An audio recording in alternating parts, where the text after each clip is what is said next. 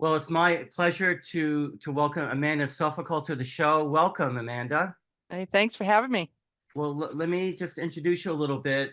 Amanda is the host and producer of EyeOnTheTargetRadio.com with her firearms historian brother, Rob Campbell, and you're the only female host of Second Amendment radio show in the platform of AM/FM radio.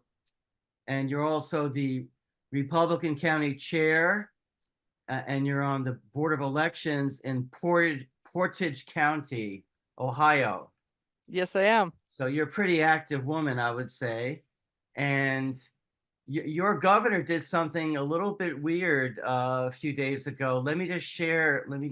The article here because I thought he was a good Republican, but okay. So Ohio governor vetoes bill rejecting gender affirming care and sports, female only sports. So what happened? What happened to your governor?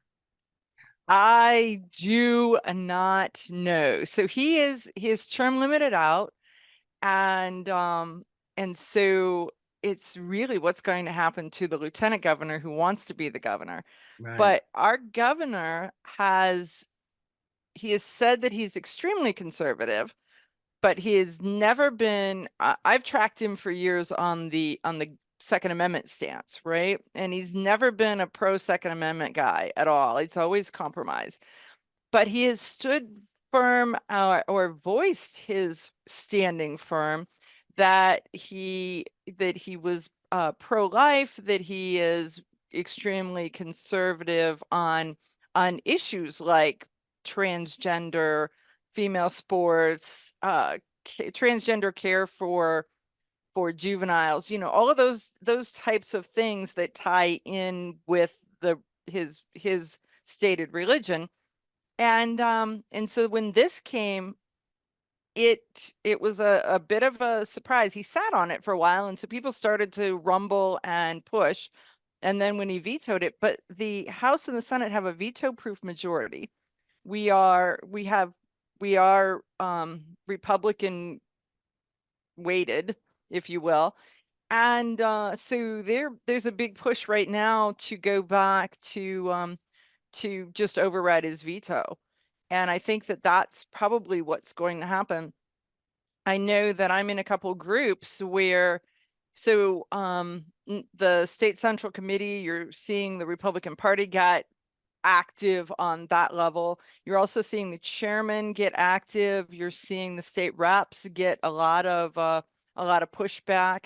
So it's got Ohio kind of rumbling a little bit. And that's kind of good because they need to start thinking about things in a little more depth, because I think that we're very much a sound bite. And so however the news decides that they're going to state something, that is where the majority of the populace believes it. I mean, I heard that he spent a day with parents of children who thought that they were the opposite sex, and I think the parents were telling him, "Well, if we can't do this, our children are going to kill themselves." So he he got kind of bullied by parents who themselves were probably bullied by the transgender, activists and advocates.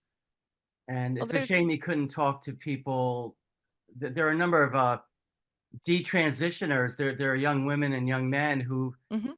are horrified that they were kind of persuaded and encouraged to cut off their body parts without having any counseling and without addressing any underlying depression or becoming an adolescent is not easy for anybody, for a lot of Correct. people, and these young people needed counseling. And but there is this narrative that if you don't let them do this radical surgery or hormones, then they'll commit suicide.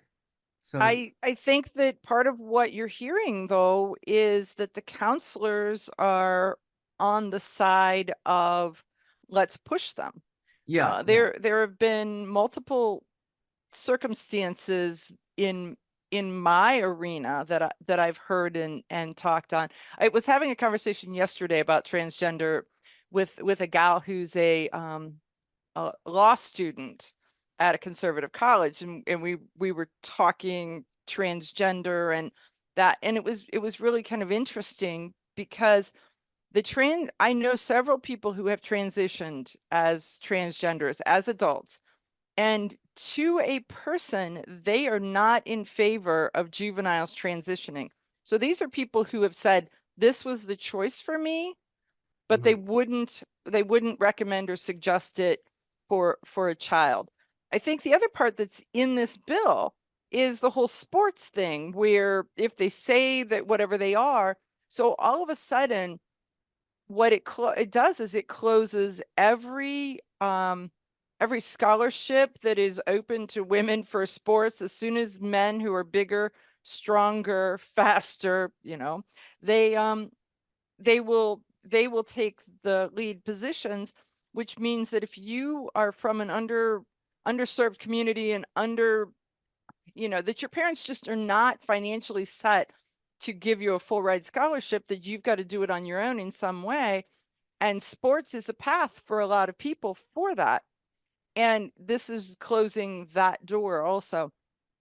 So it's extremely disconcerting, extremely disappointing. And I mean, this is a pendulum that is swinging so far to the left that when it comes back, the left is not going to know what to do, because people are, as they hear it, as they do it, they're like, common sense says we're not for this, but where have I been? I haven't heard any of this. It's because they're not listening or watching or seeing the news at a different level, besides, oh, the news comes on, I turn it off because I'm not real news oriented.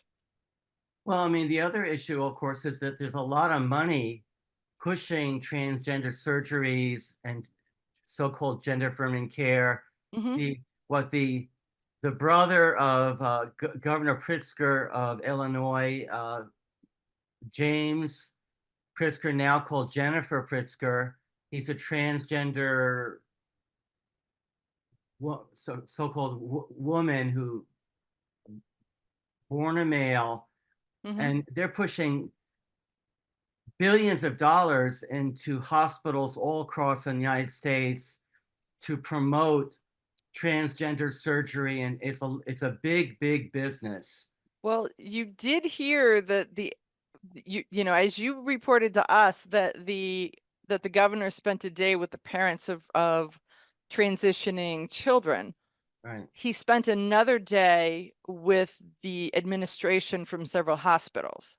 Okay. Well, all right. So so tell me where he's getting, his information.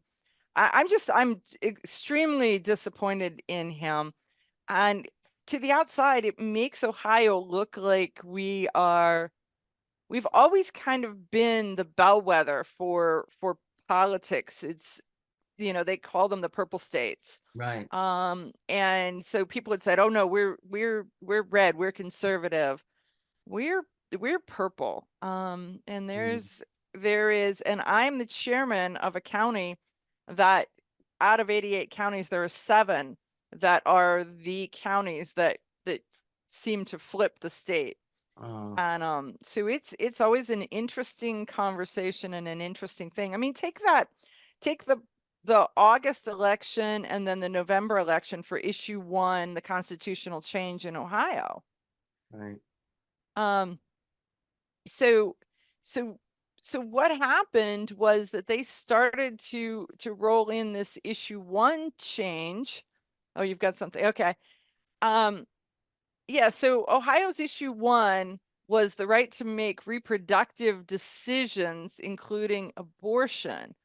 Um, in it, there's a couple depths to it, but in it was the fact that abortion could be obtained up to the date of birth, which is, even if you are pro-life, the majority are pro-choice. The majority of pro-choicers are the early trimester Right, pro-choice, right, not end pro-choice, right?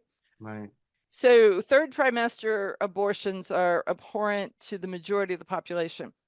But this bill passed for two reasons. One was that the Republican Party got involved and said, well, it looked like it was coming. And so the Republican Party did a special election to try to make it harder to make a constitutional change, because this isn't just a bill. This is now written into Ohio's constitution. The fabric of who Ohioans are right. has late term abortion built into it. But when they had the special election that happened in August, Right. and there was so much outside money that came in on that, and then when the issue was written for November, all of the money that was spent in August said vote no. Then in November, when the bill came out, it said vote yes. So now people don't know. Oh, I see. They're confused. There was so much. There was so much noise, so much confusion, and so much untruth that came over the radio waves. And you did hear a year or so ago the president talking about the 10-year-old in Ohio who needed to go to another state to get an abortion because the mean Ohioans wouldn't allow the 10-year-old to have an abortion. Okay. So it was reported by the president, and then it started to rumble through Ohio because it had not been reported anywhere in the state. It hadn't been reported as a crime. The doctors hadn't reported it. The mother had taken the child across state lines really for a completely different reason, and that was that the mother and the child were both impregnated by the same person who was the mother's illegal alien over the border boyfriend, who the Okay. mother did not want to get in trouble. So she took the girl out of state. So all of this happened, and then somehow the president hears about it. So President Biden mentions it in a speech, and then all of a sudden Ohio's attorney general said, wait, where's the police reports? Where is this? And it had never been reported. So there's a pregnant 10-year-old who evaded the legal system in its entirety. So if, as they reported, I mean, it was a rape. Not if it was a rape. The mother who was responsible for reporting that Right. rape, taking care of that child, doing all of those things, did none of those because she was more concerned about protecting the boyfriend. So they used that case with only parts of it as the reason why Ohio needs to have abortion care, because this poor 10-year-old. I feel for the 10-year-old, but I feel Okay. more for her. It's genetics in the fact that it has whoever as a mother. Well, look, we have to protect our rapists. I mean, they are an oppressed class of people, and they deserve. Okay. It's unbelievable. It is. It is. Wow. Yeah. Wow. That is.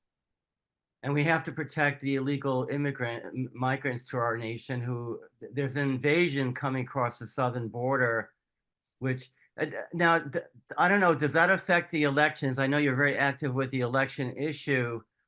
Do you see all this illegal migration affecting elections?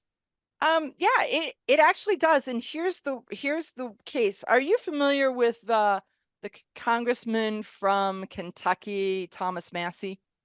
No, no, I don't. No. So Thomas Massey is extremely vocal, extremely conservative, and he cuts to the chase in a lot of cases. So I just heard yesterday that Thomas Massey has a bill that is tied to the census and tied to redistricting Mhm. to make it so, because currently, even though you see states where people are leaving in droves, but they're not losing their congressmen, and congressmen are allocated by the census. Right.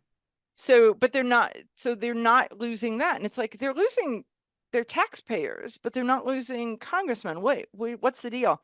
Come to find out that the redistricting is set by people that are counted in the census, whether they are citizens or visiting or illegal or whatever. If they're counted in the census, then they are used for the redistricting.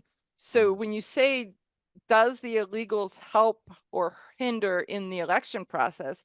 Mm, It starts right there with the fact that you can overload a district right. with illegals to the point where the numbers, it doesn't tally anymore. It's not a level playing field. I mean, in New York City, I've heard that the the in some schools they had to cancel sports teams. They had illegals living in the gymnasium of several schools in New York City, and I mean it's really overwhelming several cities. Now, a part of me says you deserve this because your party is behind destroying our southern border. So tough on you. But I do feel sorry for the people of New York, and well, it's every state. It's not just New Well, York. here's the thing is New York has stated that they're a sanctuary state. Right, They were not getting the illegals. So like right, if 12,000 illegals came over the border daily, right, in one case, New York got 100 and started screaming. right. So Yeah, what's Texas supposed to do with 11,900 right. if the great state of New York, who's a sanctuary state, will not Right. take even 100? Yeah. Okay, they deserve it. Okay. uh, they should vote Right. for better governors and legislators.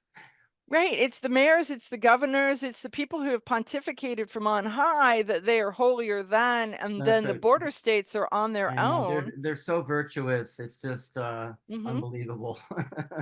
Exactly. Well, what do you think about the election coming up? Do you have hope for? Do you think we're going to have fair elections, or what do we need to be paying attention to? So here's the interesting thing about the elections is pay attention to the states that were in play last time, Right, because this is the United States. So an election is not a situational singular election. It right, is a conglomeration of 50 elections. right, And so kudos to organizations like Judicial Watch, who right, had been going around looking at states who weren't clearing their voter rolls, and so they were suing them. And right. Ohio is one of those states. And so Judicial Watch early on in their trek through that sued the state of Ohio and said, "Look, you've got dead people on the rolls that have been there for a long time. Why aren't you cleaning up the rolls?" And so Ohio took it seriously, and so now they're connected where the driver's licenses, they're connected with the hospitals. So if someone is issued a death certificate, they'll send a notice. A girlfriend lost a family member and within 10 days got a notice from the state of Ohio that says, we understand this person is no longer with us. Please accept our condolences. And oh, by the way, if this information is wrong, please let us know so we can correct our records. Okay, so they're making some effort to clean up the voter rolls. Now that is very unfair to dead people. I mean, there are dead people who want to keep on voting, but I guess Did yeah, Illinois has more what are they called, centurions, than any other state, because so um in the United States we definitely have to pay attention to that. It doesn't sound like it's but it really is a big deal. Did you just the other day came a story out in another country, maybe maybe Thailand, where they had gone with a group of people to celebrate the birthday of the oldest person in Thailand. right, So forgive me if I've got the wrong country, but I believe that that's where it was. And when they get there, the family won't let them in. So they insist when they go in, they find out that the person that they're celebrating their 111th birthday had been deceased and had been left in the other room for more than 30 years. You're kidding. No. So, so, it's kind of like, uh-oh. So there's a spot where when someone dies, there's a very tiny window to report it. And then Right. after that, you're like, what do you do? But, you, it really, I mean, it's not funny, but it's sort of that's where I think we are in some of these states where people haven't reported it. People are on some kind of subsidy or benefits, and the benefits keep rolling. And so that Oh, I they are see. motivated not to clear up the records. I see. Yeah. I mean, we've here in Pennsylvania, we've had, dead people voting. And I mean, Pennsylvania is also, I think, what they call the swing state. Hmm. And we have a Democrat governor who used to be the Secretary of State. And he himself was running for governor, and he said, I am perfectly qualified to be in charge of the elections, including the one that I'm running for governor with. But don't worry, I'm a very honest person, and it is pretty sad. Oh, So do your listeners know that the Board of Election is open to the public and you can contact them to find out when their meetings are, and you can come and see the process? And the interesting thing is that after an election, after each election, there are people that the different polling locations said that there was some reason why that person's ballot couldn't be counted in the mainstream, and so it had to be provisional. mm, It's always very interesting to go to the meetings directly after an election mm, and look at the provisional conversations. And then there are things, well, they will find people who tried to vote twice. You really want to show up to find out if they've tried to vote twice, what does your Board of Elections do with that? right. Do they contact the prosecuting attorney of the county, which is what they should do, to either press charges, have a conversation, investigate further, those types of things. The only thing that's going to keep elections free and fair is diligence of people watching. So I urge everybody to take a day out of their lives and show up to a Board of Election meeting, or if you're not working, show up to multiples of them. Here in Northeast Pennsylvania, we have a trouble with residents of New York State who have a second home in Pennsylvania, who are voting, and the local attorney doesn't want to prosecute. Many cases, they say we're not going to do anything. But Then you should be able to go to the other Board of Elections in the right, other states, subject it to that, and then okay, go to the news. yeah, and then to the news, I guess we should put their names up on billboards. So that might do that Yeah. might. I mean, look at who is the conservative pundits that talk. I mean, John Stossel, that kind of a thing. Roll Right. it out where all of a sudden it's timely and it's sexy, and they're going to do some kind of investigation. Yeah. No, I mean, this election year obviously is probably one of the most important elections in our nation's history, Yes. and we have not fixed our election. I mean, there was a decision yesterday with True the Vote in Georgia where the the judge ruled that they had a right to contest the voter rolls, and it wasn't voter intimidation. So that was I would say, a small victory. But it is so frustrating to me that it just drags on and on and on. We've had trouble in Delaware County, of course, in Philadelphia, Pittsburgh. I mean, they literally would not allow the Republican poll watchers to view Correct. the counting of the votes. I guess finally they said, well, you can stand about 50 feet away. You can observe from 50 feet away. I mean, it is sickening. Right. Yeah, it really is, and that is such a problem.